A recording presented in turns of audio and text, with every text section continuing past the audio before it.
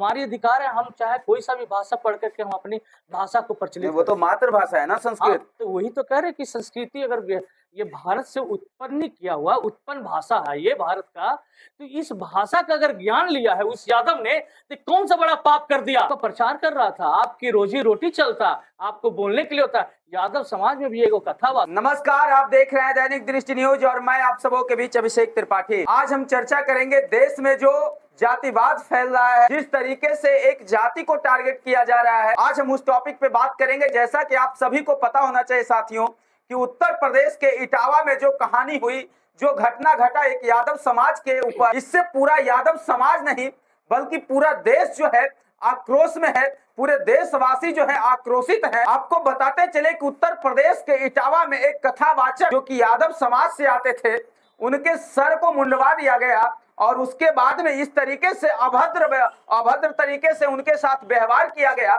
एक स्त्री का जो कहें तो पेशाब है, उससे जो है उनको शुद्धि करवाया जाता है। ये हमारे देश में कब तक चलेगा? यही तमाम चीजों पे बात करने के लिए अभी हम उपस्थित हुए हैं नूरसराय में। अभी हमारे साथ कुछ भीम आर्मी के संगठन के लोग हैं। हम इनसे बारी बारी करके जानेंगे कि इनका क्या, भीम आर्मी का मकसद क्या है, एवं उस वायरल टॉपिक पे भी हम बात करेंगे कि किसी एक समाज के ऊपर इस तरीके से काम करना कहां तक जायज है। सब वो तमाम मुद्दों पे हम आज बात करेंगे। हमारे साथ अभी उपस्थित है भीम आर्मी संगठन के, हालांकि मैं इनको नहीं जानता हूं, अभी मैं आपको इनसे परिचय भी करवाऊंगा। क्या नाम हुआ सर आपका? अनीश कुमार मेरा नाम है। हाँ, भीम आर्मी के प्रदेश सचिव। अच्छा, जैसा कि अभी जो उत्तर प्रदेश के इटावा में हुआ, ठीक है ना, उससे तो आप वाकिफ होंगे। बिल्कुल। क्या कहेंगे, ये कहां तक जायज है?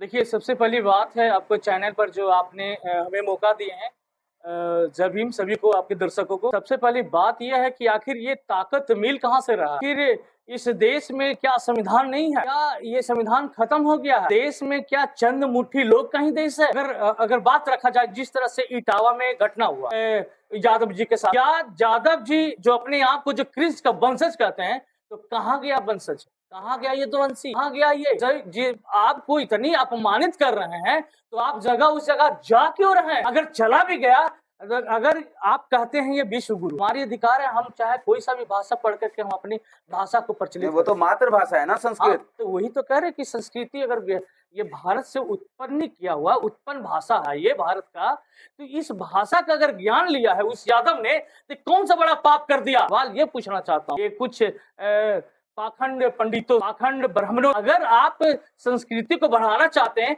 तो आप जोड़िए। प्रचार कर रहा था, आपकी रोजी रोटी चलता, आपको बोलने के लिए होता। यादव समाज में भी एगो कथा बात, आप तो स्वयं पेट पर लात मार रहे हैं, लेकिन आपने सही किए। ऐसे ऐसे कथावाचक जो बन रहे हैं संविधान छोड़ करके और प्रोपेगेंडा फैला रहे हैं, अंधविश्वास के दुनिया में जा रहे हैं आप, वो भी गलत है। इस तरह से इस यादव समाज को अगर कहा जाए तो, या क्या इस देश, ये भारत कथावाचक करने का अगर ठेका सिर्फ ब्राह्मण का पंडित को ही सवाल किया जाए? अगर इस देश में पूरे भारत पूरे देश का है, ये पूरे समाज का है, हिंदू मुस्लिम सिख ईसाई का है, तो फिर आप ही क्यों ठेका ले रखे हैं? कथावाचक करने का ठेका आप ले लिए हैं, तब आप कथावाचक कीजिए ना। क्यों आ रहे हैं संवैधानिक पद पर? वो आप एमएलए और एमपी बनते हैं, क्यों जज और कलेक्टर बनने करते हैं? आप कथावाचक ले लीजिए, मुझे जरूरत नहीं है, मेरा सीट छोड़ दीजिए। संवैधानिक सीट है, एमएलए आपका जुडिशियल जज बैठे हैं, जो आप 95% आप लोग कुंडली मार के बैठे हुए हैं, तो आप इस सिस्टम में भी आइएगा। अगर मेरे वर्ग के लोग, अब बहुजन के लोग चला गया कथावाचक करने के लिए, तो उसको सीण मुंडवा दीजिएगा और उसको शुद्धिकरण करने के लिए किसी महिला का मूत्र का अधिक छिड़काव कीजिएगा। यही है आपकी परंपरा। मैं ऐसी परंपरा को लात मार, मुझे नहीं चाहिए ऐसा कथावाचक, और मुझे नहीं चाहिए मुझे इस वर्ग के आदमी। देखिए, मैं यही कहना चाहता हूँ, सुधर जाइए। बहुजन से भी अपील है, उस रास्ते में मत जाओ। पोंगा पंडित का है, उसको छोड़ दो, उनको कहो तुम जगह पकड़ो। पोंगा पंडित का जो रास्ता है उसको देने दो। संविधान की किताब उठा लेते भैया, उस यादव भाई में बुद्धि नहीं आया। संविधान से ये मेरा देश में चल रहा है। आज चर्चित है भीम आर्मी वाले की संविधान लागू करो, संविधान लागू करो। अगर 100% संविधान लागू हो जाता, तब तुम जाता कथावाचक करने की, चलो भाई हमको कथावाचक से मेरा पेट भर। सरकार से क्या कहेंगे? सरकार को इस पे कुछ संज्ञान, कुछ कार्रवाई करना। ये कथावाचन तो एक वो हो गया, लेकिन किसी एक समाज के एक वर्ग के व्यक्ति के ऊपर इस तरीके से व्यवहार करना, ये कहीं ना कहीं हमारे समाज को गंदा करने का काम किया जा रहा है। तो सरकार से आप क्या कहेंगे? देखिए, बात करते हैं, सरकार वैसा ही है, खेत का फसल है, खेत जो हो रहा है उसी योगी जी खेत, तो कहते हैं हाँ, मैं हम जातिवाद ही खत्म कर देंगे। नहीं, वो गलत बोलते हैं, उसी खेत के फसल है। जो बात बताइए, जहाँ जहाँ बीजेपी की सरकार है उस प्रकार का ही घटना हो रहा है। मध्य प्रदेश में देखा जाए तो एक आदिवासी साहब क्या था सर, क्या होंगे वीडियो वायरल, देखे है वायरल ना? Viral video. अब बताइए, जहाँ बीजेपी की सरकार है, योगी आदित्यनाथ की सरकार है, जो अपने आप को कहा कि उसने नहीं पाल रखा ये लोग, है ना, उसी टाइप के हैं।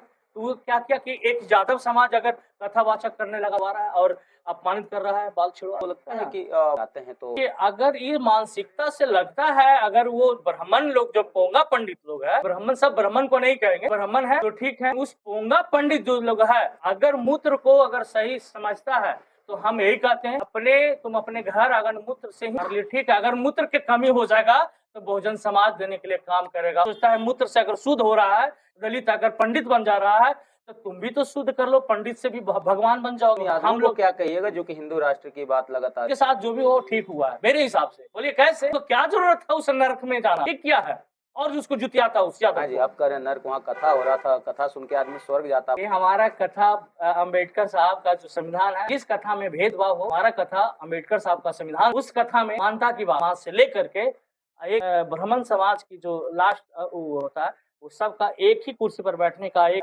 कुर्सी पर बैठने का अधिकार मिला है, एक ही जगह पर अगर वो करेगा उसमें हम जिस कथा में अगर भाईचारा टूट जाए, जिस कथा में छुआछूत होवे,